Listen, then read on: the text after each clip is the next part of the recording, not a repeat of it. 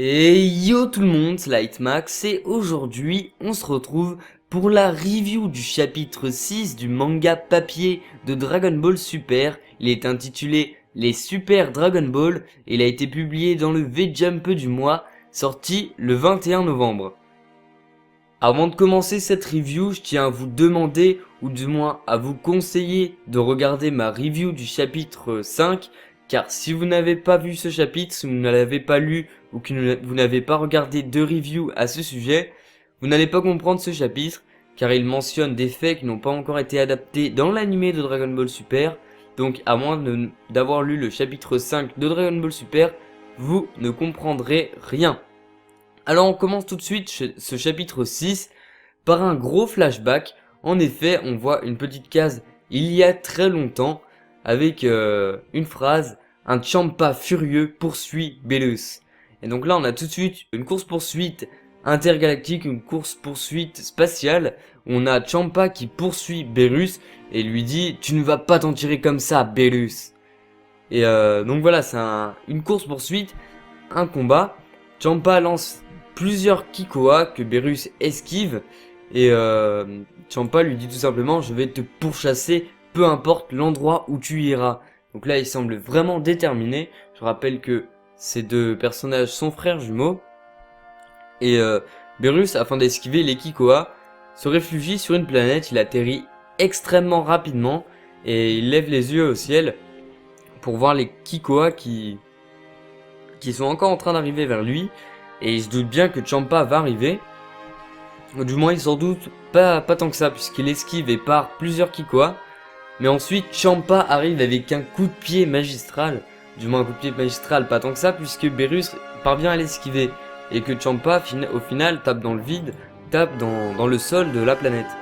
Donc ce coup de pied qui, je le disais, n'est pas si titanesque que ça, réussit quand même à détruire la planète sur laquelle il se trouvait. Et on a du coup une sorte de supernova d'explosion, une supernova, je ne sais plus si c'est le terme exact. On a la planète qui explose, et on la voit exploser au loin. Ça ne les empêche pas de poursuivre leur course-poursuite, et ils semblent même s'en foutre un petit peu. Donc cette course-poursuite se poursuit encore sur une autre planète qui semble s'apparenter à une sorte de lune, une sorte de planète Mars, on sait pas trop. Mais bon, c'est pas vraiment le sujet. Et donc voilà, là, ils foncent dans cette planète, dans cet astre, qui est détruit, et ils font une course-poursuite qui relie plein d'astres, et ils les détruisent tous sans aucune exception. Et donc là, ça nous montre bien la puissance des dieux, quoi, des dieux de la destruction, que ce ne sont pas n'importe qui, et qu'ils sont les plus forts de l'univers. Et les plus forts du moins, pas si sûr. Mais que ce sont vraiment les personnages, ils sont parmi les personnages les plus puissants du monde. Du monde c'est un faible mot, mais de l'univers. Et donc ensuite les deux personnages se posent sur ce qui semble être un débris de planète, un gros débris. Et Champa, toujours énervé, fait Beerus, et bordel, pourquoi as-tu mangé ce fruit paf paf en haut du gâteau avant que je puisse le faire? Et il dit ça vraiment énervé. Moi je le fais pas aussi énervé que lui parce que je suis pas du tout un bon comédien. Mais voilà, Beerus lui rétorque: parce que c'est mon anniversaire, pourquoi je n'aurais pas dû? Et c'est un peu con de sortir ça étant donné qu'ils sont frères jumeaux. Et du coup Champa répond: c'était mon anniversaire aussi. Et donc voilà. Après on a Whis et Vados qui les regardent de loin, qui les jugent. Vados nous dit qu'elle pensait pourtant leur faire plaisir en mettant ce fruit paf paf en haut de leur gâteau d'anniversaire. Et Whis lui dit: grande sœur, essaies-tu de me dire que tu ne savais pas que ça allait finir comme ça dès le début? Voilà, elle lui dit: bah, c'était évident que ça allait finir comme ça. Et que ça allait du coup entraîner d'énormes destructions. Et donc ensuite la conversation qui continue entre Beerus et Champa. Ils sont en train de s'échanger des coups. Et Champa dit: les gâteaux de la planète Sweat sont superbes, mais leurs fruits paf paf sont encore meilleurs. Et Beerus répond: je sais, abruti, après tout, j'ai moi aussi une planète Sweat dans cet univers. Donc voilà, on nous remontre l'histoire des univers parallèles, et que ces univers présentent les mêmes planètes, et qu'ils sont vraiment similaires. Et Champa répond: pas possible, celle de mon univers a de la nourriture 6 fois plus goûteuse. Et donc je sais pas si le 6 fois plus goûteuse c'est une référence à l'univers 6, mais dans tous les cas je trouve que c'est un petit peu stupide, étant donné que bah, si c'est vraiment ça, l'univers 7 ça devrait être encore 7 fois mieux que celui de l'univers 6. Enfin bref voilà, c'est un petit peu con. Et donc Champa forme tout de suite une sorte de boule de la mort, une énorme, enfin énorme, pas forcément mais une boule qui a énormément d'énergie, c'est vraiment concentré. Et voilà, il dit Rrr, je me fiche de ce qui peut arriver à cet univers. Je n'en attendais pas moins. Et là, il y a Whis qui apparaît derrière Berus, Vados qui apparaît derrière Champa, et tous les deux en même temps mettent un coup sur la nuque des deux combattants. Et ça m'a bien fait penser au combat Son Goku versus Berus quand il était en Super Saiyan 3. Alors je sais plus si c'était dans Super ou dans Battle of Gods, mais dans l'un des deux, Son Goku se fait battre avec un simple coup sur la nuque. Et donc là, Whis qui en a un petit peu marre de cette bagarre parce que apparemment ça a pas l'air d'être la première. Dit et propose l'idée. Si tous les deux vous avez tellement confiance en vos plats, alors pourquoi ne pas lancer une compétition à partir de maintenant? Ils disent qu'ils sont tous les deux d'accord et ils sont assez confiants en leur capacité et en la gastronomie de leur univers. Et donc après on a un retour au présent avec Whis qui explique à Vegeta. Et c'est à partir de maintenant, c'est à partir de cet événement plutôt qu'a débuté cette rivalité et ce combat entre guillemets avec des plats. Donc c'est ce qui avait été présenté dans le chapitre 5 et je trouve ça intéressant.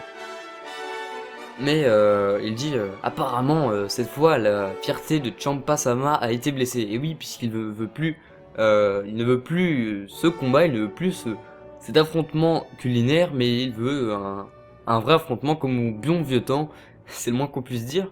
Et il veut du coup un vrai affrontement et donc là on parle du tournoi en 5 contre 5 qui jouera l'avenir de la planète Terre.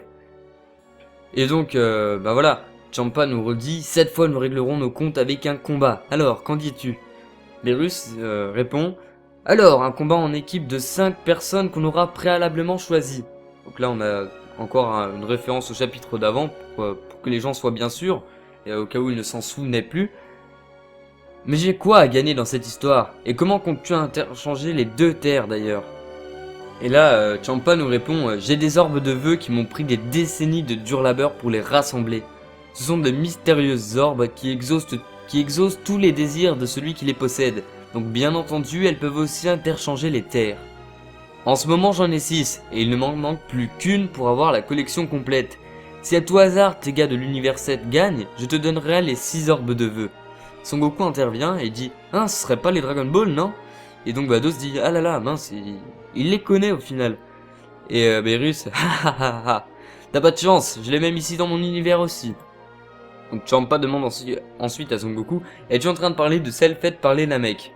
Berus « Je suppose. » Son Goku « Ouais, ce sont celles-là. » Donc on a encore Champa qui continue son beau discours. Je m'en doutais, les Namek ont sculpté celle-là il y a longtemps, à partir des éclats des grosses orbes de vœux. Et elles sont limitées au niveau des vœux exaucés. Mais les vraies sont à un niveau totalement différent. Une seule d'elles est de la taille d'une planète, elles sont tellement énormes que tu peux les appeler les planètes à vœux. Et elles peuvent exaucer n'importe quel vœu. En d'autres mots, ce sont les Super Dragon Ball.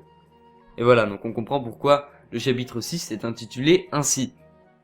Et Berus continue, lui dit bah, tu n'as pas trouvé la dernière au final. Et Son Goku dit directement le radar de Bulma pour retrouver sa trace en peu de temps. Et voilà. Après, Berus lui demande s'il veut participer au match. Et il lui dit bien sûr. Et il lui demande si Vegeta veut aussi. Et il dit j'aimerais bien, mais il laisse pas à Vegeta le temps de terminer sa phrase et il s'exclame directement « Ok, je vois le topo, je vais le faire ». Et donc après, on a les combattants les deux dieux qui se mettent d'accord sur les détails du tournoi. Et on nous dit dans un encadré que les règles ont été définies comme celles du Tenkaichi Budokai, donc je le rappelle, le tournoi d'arts martiaux qu'il y avait principalement dans les premiers tomes de Dragon Ball, quand Son Goku était encore enfant et qu'on pouvait l'appeler Chibi Goku, ou pour ceux qui ont suivi l'animé, dans l'animé Dragon Ball. Et Il décide que les combattants perdront s'ils abandonnent ou s'ils tombent hors de l'arène de combat. Tuer n'est pas permis, les armes et les drogues dopantes sont interdites.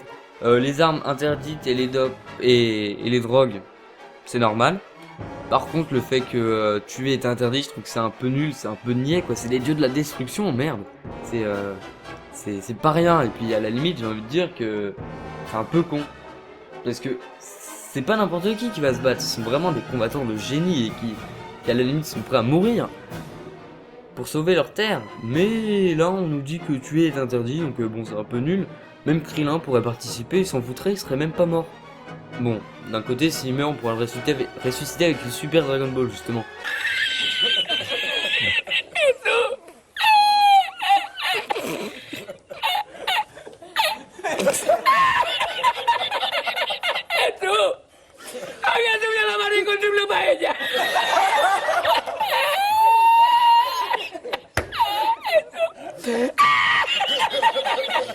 Y la encontré porque estaba la paellera agarrada metida entre las piedras de Chipiona, del faro.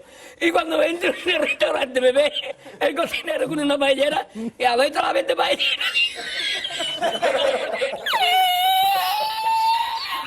¡Asómate, mira dónde llega el agua! Llegaba el agua hasta el restaurante, había subido la marea.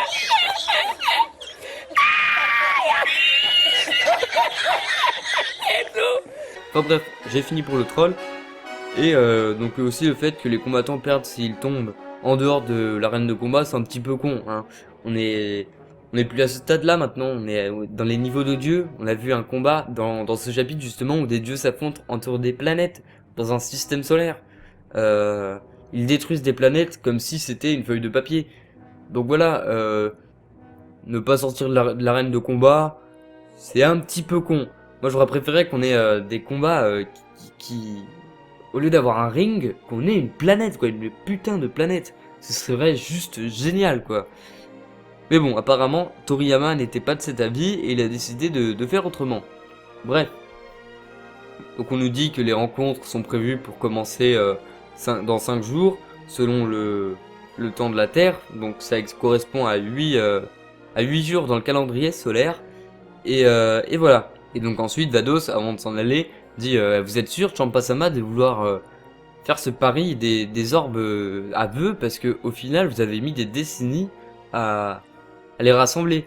Et Champa, avec un sourire bien à lui, nous répond non mais, tu as vu comme ils se déplacent, ceux-là? On n'a aucune chance de perdre. Et en gros, c'est ça. On a tout de suite après un retour sur Goku et Vegeta qui enlèvent leur combinaison, puisque je le rappelle, ils avaient leur combinaison de bibendum Michelin, entre guillemets, qu'ils avaient eu dans le chapitre 5 pour ne pas avoir respecté les règles de l'entraînement. Et ils s'étaient transformés en Super Saiyan Blue. Et donc, quand vient le choix des combattants à sélectionner, bah, c'est une certitude que Goku et Vegeta y seront. On se demande même pas si finalement ils vont y aller, parce que même Beerus ne pose pas la question s'ils veulent participer. En même temps, c'est un petit peu grâce à eux qu'il y a ce tournoi, donc c'est normal qu'ils en fassent partie. Et donc Beerus demande s'ils ont des suggestions d'idées, et Son Goku dit qu'il pourrait prendre Boo et ensuite Piccolo. Et Vegeta dit faudrait qu'on prenne peut-être Gohan, parce que c'est celui qui a le plus de potentiel. Et là, Son Goku fait un petit peu le fan de Dragon Ball, enfin un petit peu ce qu'on ressent, et dit qu'il est vraiment nul, qu'il a laissé tomber le combat, et qu'il sait même pas si Son Gohan sait où se trouve encore son kimono de combat. En gros, Son Gohan sait même plus où est sa tenue, quoi. Et c'est peut-être pour ça qu'il a son survêt Algérie dans la résurrection de F, et dans Super bientôt. Et donc voilà. Vegeta, ça le dérange pas plus que ça, il dit juste dommage, très bien. Alors que devons-nous faire? Et donc Beerus nous dit aux autres de pas s'inquiéter, qu'il a déjà la personne à qui affronter.